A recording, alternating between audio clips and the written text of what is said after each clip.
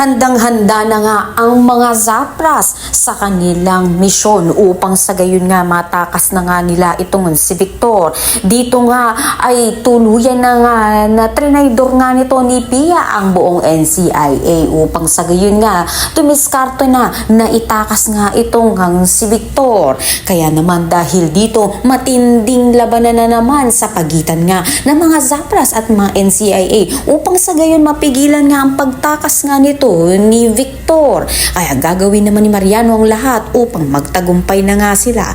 Sa kabilang banda naman nga ay patuloy pa rin nga na tinatago nila Gabo itong si Samantha dahil alam nga nito ni Gabo na may mga kalalakihan nga na nag-iikot sa kanilang lugar upang hanapin nga ang babae na ito. Kaya naman dahil dito, nagplano nga siya upang sa gayon nga mas maprotektahan pa nga niya itong si Samantha na kung saan nga magigising na nga si Samantha ngunit wala nga ito ang kanyang memorya.